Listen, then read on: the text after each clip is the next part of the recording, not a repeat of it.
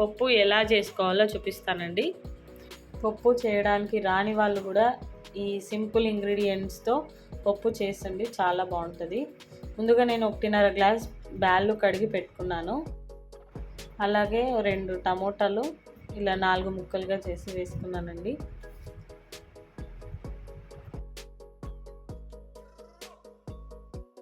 ఒక 5-6 పచ్చిమిర్చి వేసుకున్నానండి. మీకు కారం ఎక్కువగా తినాలనుకుంటే ఎక్కువగానే వేసుకోవచ్చు. ఒక 5 తెల్ల వెల్లుల్లిపాయలు.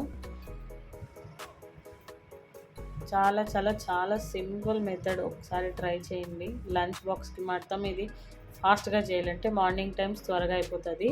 అలాగే 1 స్పూన్ పసుపు వేసుకోవాలి. ఆకుకూరలే ఉండాలా పప్పు కనేం లేదండి, ఆకుకూరలు లేకున్నా ఇలా చేస్తే పప్పు చాలా బాగుంటుంది. అలాగే మనం ఒక 1/2 స్పూన్ అంతా జీలకర్ర కూడా వేసుకోవాలండి దీనికి.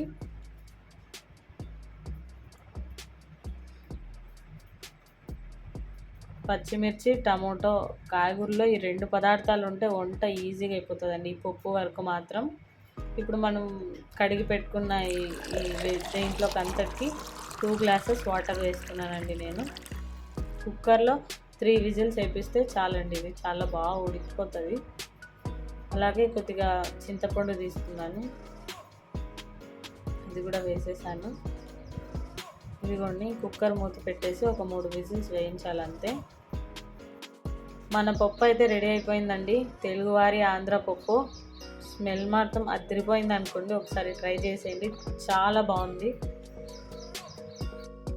నేనైతే ఈ పప్పుకి కరెక్ట్ 3 విజిల్స్ వేయించానండి. 3 విజిల్స్కి ఇంత బాగా ఉడికిపోయింది.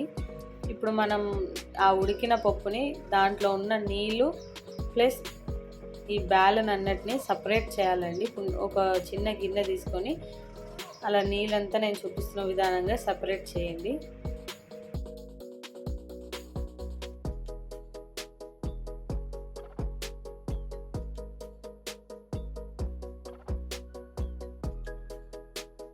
ఇలా నీళ్ళని ఉడగట్టాక కొద్దిగా రాళ్ళుప్పు వేసి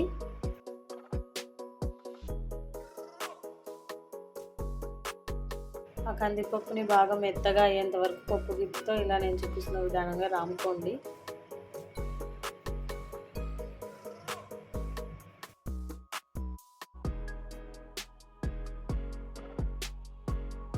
ఇలా అంతా రామడం అయ్యాక ఇప్పుడు ఫస్ట్ తిరువాత పెట్టుకోవాలి కదండి, ఖచ్చితంగా. ఒక గిన్నె తీసుకొని దాంట్లో 3 స్పూన్ల నూనె వేసుకున్నాను. నూనె వేడెక్కాక ఆవాలు, జీలకర్ర 2 ఒక్కొక్క స్పూన్ వేసుకున్నానండి.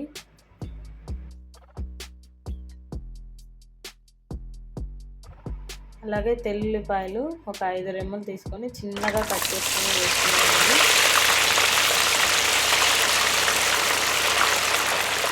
ఏ వంటకైనా పచ్చి కరివేపాకు వాడతాను, ఆ టేస్టు, ఆ గుమగుమలు చాలా వేరే అండి, చాలా బాగుంటుంది కూడా. అలాగే ఒక 2 ఎండుమిర్చి తీసుకొని ఇప్పుడు తిరువాత అంతా బాగా మగ్గించుకోవాలండి. ఆ మగ్గిన తిరువాతని ఇప్పుడు మనం పప్పులోకి వేసేయాలంతే, ఇంకా పని అంతా అయిపోయిందండి. మనం చేసే పెద్ద ప్రాసెస్ ఏం లేదండి, సింపుల్ ఇంగ్రీడియంట్స్తో మంచిగా టేస్టీగా పప్పు తయారైపోయింది.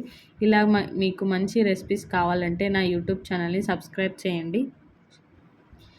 నెక్స్ట్ వీడియోతో మీ ముందు ఉంటుంది ఆంధ్ర అమ్మాయి. Bye bye.